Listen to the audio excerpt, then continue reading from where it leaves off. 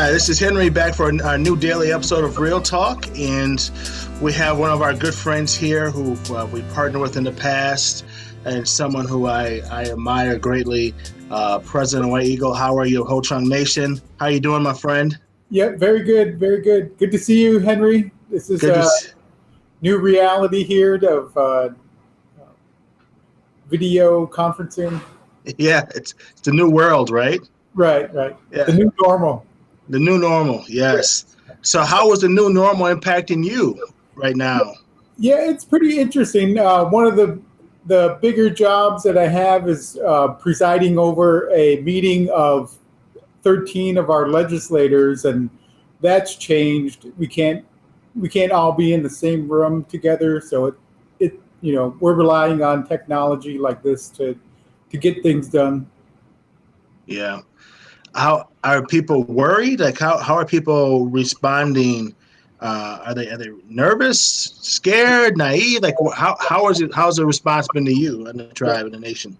Yeah, I think what we've seen is a little bit of overreaction and Uh, some underreaction. So I guess the overreactors are taking all the necessary precautions and staying at home and the good stuff. It's good overreacting, and the underreactors are we see them going as normal. Not trying to prevent the spread of this virus. and what have you guys done right now to deal with it? Are the casinos open? Are they closed? Yeah, Like what? we closed last week. The Madison casino, we closed that early as last Tuesday, I believe, is when we closed. And one of the funny parts was that we have an ancillary site. It's not a full casino, but we have an ancillary site in Toma, Wisconsin, and that site we saw a spike only because it was open. That we were getting more people coming in to that Wow, site. So wow. once we seen the confirmed case in the La Crosse County, we quickly close that, and we just wanted to help prevent the spread of this virus. Yeah. Do you know the economic impact that's going to impact the nation at all? Well, it's going to have a few impacts. One, we're losing a lot of revenue every day we're closed. We're losing a lot of revenue. So, and I'm not sure how we can recoup some of that revenue if that's possible. But we got to try to find different ways to to try to bring some revenue in. Yeah, the government just passed that the working on passing a $2 trillion stimulus package. Will you guys get some of that? Will that go to some of the the nation at all? Yeah. There's going to be some money coming to assist the tribal government programs, and so we still haven't heard, how we're going to be able to get that, how we apply for that aid, but we'll definitely put our name in the hat for any of that funding to come back in, so we can. One of the things where we're really lucky, we have a health department, and we have two clinics that we operate, and they are really essential in keeping that overflow of people going directly to hospitals. So they've been great. They've been and they're grant funding. They rely a lot on grant funding, and then we have a pharmacy which brings in some revenue. So we're not completely disabled, with the casino closure, but we still our most important, our health department is remaining open, remaining operational, and is integral in this public health pandemic. Yeah, I mean, I would think that that the casinos and all that closing, you're losing a lot of revenue and people being laid off. Do you have to do any layoffs or? Yeah. We with the closure, I was able to offer some what we call admin leave. So it's me as the president granting a week's worth of additional leave for the employees, and then we tried to bring them in to do some deep cleaning we want to clean all the area, the public area where the casino floor. So we want to get everything cleaned up as much as we can, and then we're just sort of, standing by, waiting for the opportunity to open the doors back up. How many employees do you think work for you guys and that are being temporarily, off right now? I don't have the exact numbers on it, but we're pretty close to 3,000 employees. I would say Wow. about 800 to 1,000 are government employees. So there's at least maybe 2,100 gaming employees that will be laid off. We've identified our critical staff that we need to remain. We got to comply with Indian gaming law and various regulations. So we keep some staff on just to maintain compliance.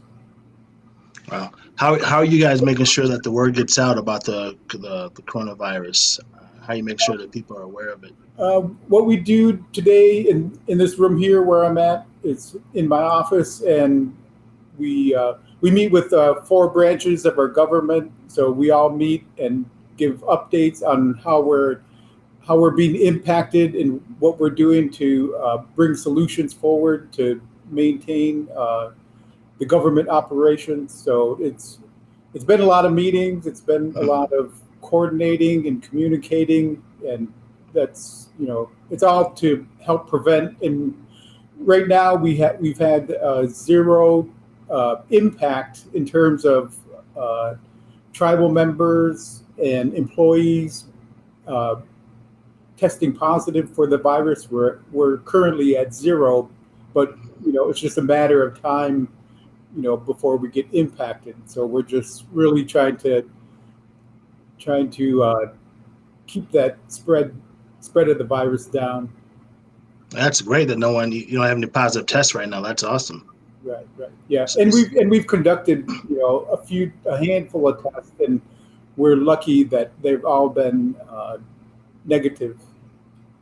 So what are you doing in this time? What are you doing to stay active? I mean, you're social distancing. So what are you doing to are you going for walks, or what are you doing to? Yeah, I have a little French bulldog named Charlie. I take Charlie for walks, so it's trying to get some time with the family. One of the really big reliefs for my family is we had a daughter, Elena. She was over in Thailand since last August, and she returned home, and now she's back here in Wisconsin in a 2-week quarantine. So in a couple of weeks, she'll get to come home, and we'll all be together. April's a big month as well for my family. We got a son, a daughter, and some other brothers that have birthdays in August. So we'll have to figure out how we can get birthday parties to, and then stay under the number of people at the party. Yeah. What do you think is the longest time before it has a real detrimental impact to you? How long can the casinos be closed before you guys are really in bad shape? Yeah. I think right now, I'm not sure if there's any way we can recover the revenue lost. I think that's just it's a direct loss. We are preparing in our layoffs for at least 3 months, but we could stretch that to 6 months of layoffs, and we'll have to right now we're doing temporary layoff, which we can the employees on layoff can maintain their health benefits. So we're trying to be helpful as much as we can, and then if we have to go to permanent layoff, we'll have to decide that probably within a month. We'll have to decide that, but we're hoping that we remain optimistic. Yeah.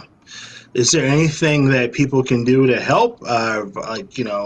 So where a lot of people are trying to volunteer. I mean, are there any things that the public can do to help you?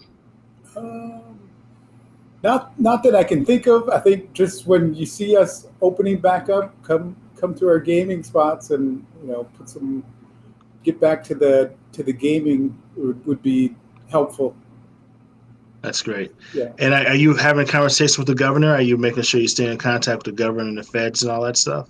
Yeah, we get calls with the governor. I've been on a couple, in the last couple of weeks here, and that's been really helpful. So, and then we also get on calls with the White House and the emergency management team there and the different agencies that are providing the funding. So, it's everybody's been reaching out, and we've never had to deal with anything like this, and it's just.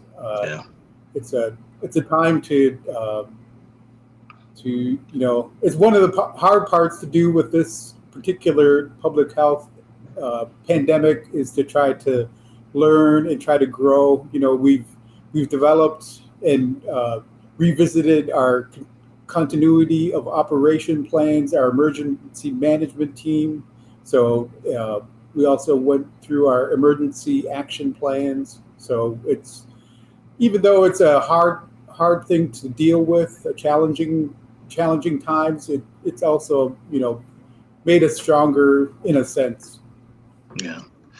Well, thank you for everything you're doing, and we want to be supportive. As you know, we're big supporters. I'm a big supporter of yours. I believe in you personally, and I really believe in the whole Chunk Nation. So anything we can do to help get the word out.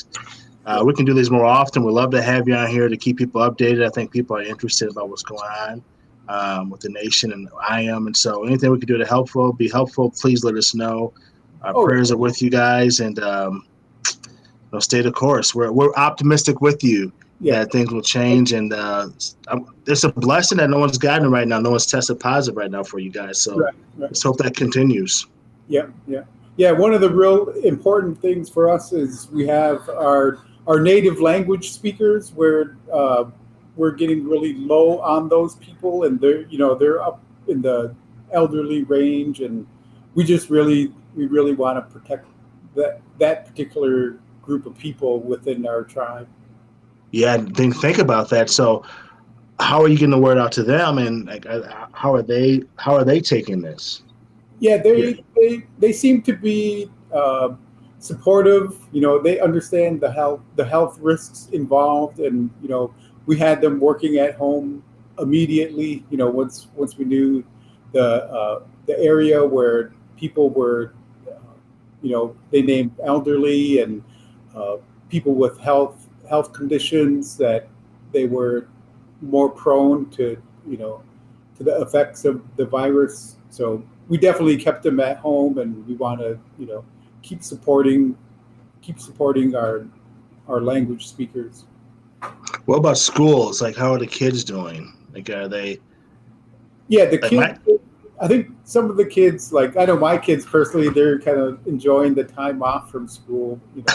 But also the schools being really supportive. They've sent computers back. They're still getting lunch if they want to get lunch. So my family, we're picking up the lunch and bringing it home to them. So it's pretty interactive. We don't know how long this is going to go for, but we want to, we got to stay on the kids to keep doing their homework and keep learning. And so it's coming to work and then going home and then making sure that they follow through on their homework. So it's a little more parenting than we're used to.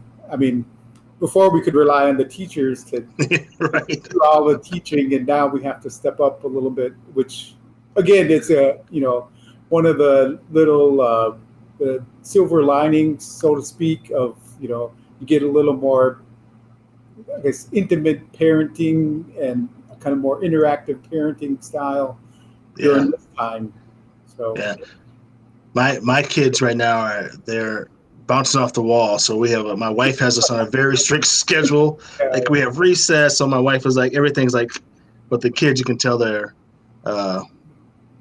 bored already. And we've only been like in a week in this over. So I don't Right. This is Yeah. the That's how our kids were as well. They were roughhousing and playing, but it's good. The weather's cooperating here, getting warmer, so they can get yeah, outside and play outside. So that's really nice. You know. yeah. Well, I think this is a new norm, like you said, and we wish you the best. Thank you for coming on Real Talk again. I hope can we get you on again another time soon? To love to give us an update. Definitely. Yeah. We'll love to do that. The setup now. Yeah, we're ready. We got to set up. Yeah. Yeah. Well, thanks again for coming on. Thanks for another episode of Real Talk, and we'll see you next time. Thank you again.